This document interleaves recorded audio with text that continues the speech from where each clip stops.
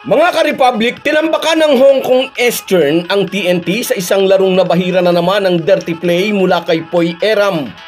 Hindi ito magandang pasalubong sa Governors Cup Champions dahil dinumina sila ng isang team na sabi nga ng RO's coach na si Yeng Yao ay hindi daw naman ganoon kalakas. Bukod sa debut game ng Ginebra sa Miyerkules, December 11, inaabangan na rin ng mga fans ang paghaharap ng Gin Kings at ng Eastern. May axe to grind laban sa Ginebra ang ilang players ng guest team dahil kabilang ang mga ito sa Bay Area Dragons na pinataob ng Ginebra noong 2022 Commissioner's Cup Finals.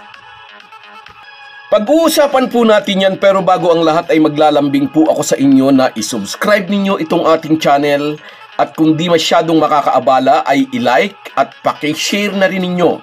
Malaking bagay po yan sa aming mga vlogger. Maraming salamat. Mga ka-Republic, nagising mula sa masaklap na pagkatalo sa kamay ng Rain or Shine, nag-bounce back ang guest team Eastern at pinataob ang Governors Cup champion Tok and Tex.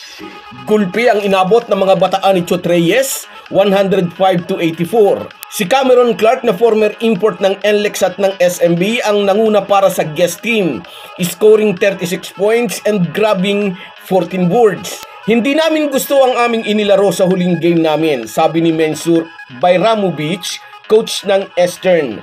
Tinutukoy ang laban nila sa kupunan ni Coach Yeng Yao.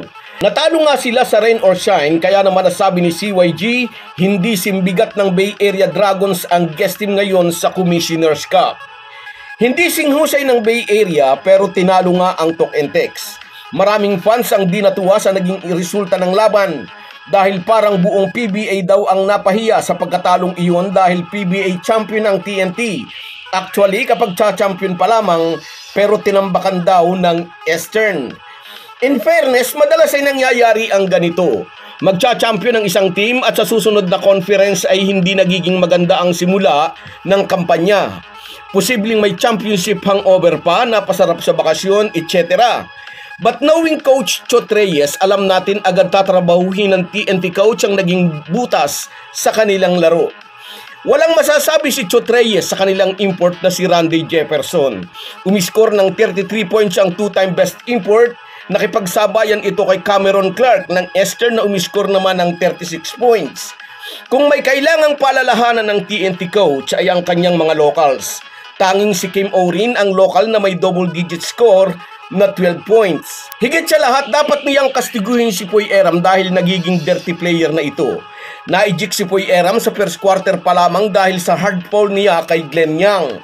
As of late ay parang nagiging libangan na ni Eram ang pagbibigay ng unnecessary hard foul sa kanyang mga kalaban.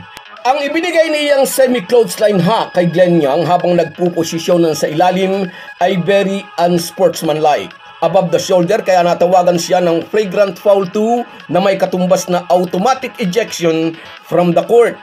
Sa maagang parte pa ito ng first quarter nangyari na parang maagang sintomas ng lalasaping talo ng Tok and Tex. Kapapag-champion lang ng Tropang Giga at inaasahang madali nilang malalakdawan ang team mula sa Hong Kong. Ngunit kabalagtaran ang nangyari, ang TNT ang ginulpi ng dayuhang team. 2 araw pa lang ang nakakaraan ay tinalo ng Rain or Shine ang Eastern, kaya nga nasabi ni Coach Yeng Yao na disimbigat ng Bay Area Dragons ang kasalukuyang guest team ngayon sa Commissioner's Cup. Sabi pa ng RO's coach, hindi raw sing tatangkad na mga players ng Bay Area ang lineup nitong Hong Kong Eastern, kaya ramdam mo raw na may laban kayo kapag kaharap na nila sa court ang mga ito. Hindi tulad ng Bay Area noon na talagang malakas ang dating dahil na rin sa presence ng dalawang import na parihong former NBA player, sina Andrew Nicholson at Miles Powell. Isang pruweba sa lakas ng Bay Area Dragon noon ay nakasalta ang mga ito sa finals at nadala pa nito sa Game 7 ang final series. Tinalo nga lang sila ng Barangay Ginebra. Intact na intact noon ang kupunan ni Tim Cone. Healthy sina Jamie Malonzo at Jeremiah Gray. Pati na rin si Scottie Thompson. Pati si Christian Standhardinger ay nasa Ginebra pa rin noon na siyang tinanghal na finals MVP. Minus the Pearl German, the same Ginebra team ang makakaharap ng Hong Kong Eastern sa December 15. Nasa official lineup na si Jamie Malonzo, ewan nga lang natin kung paglalaroin na ito ni CTC. May axe to grind sa Ginebra sina Glenn Yang, Hayden Blankley at Kobe Lam dahil ang mga ito'y dating players ng kupunang pinataob ng Gin Kings sa finals. At sigurado ganito kaaga ay pinapanood na ng kupunan ng Eastern ang mga video ng Ginebra.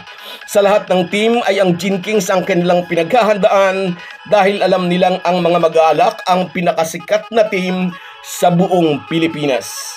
So guys, yan lang muna. Hanggang sa muli.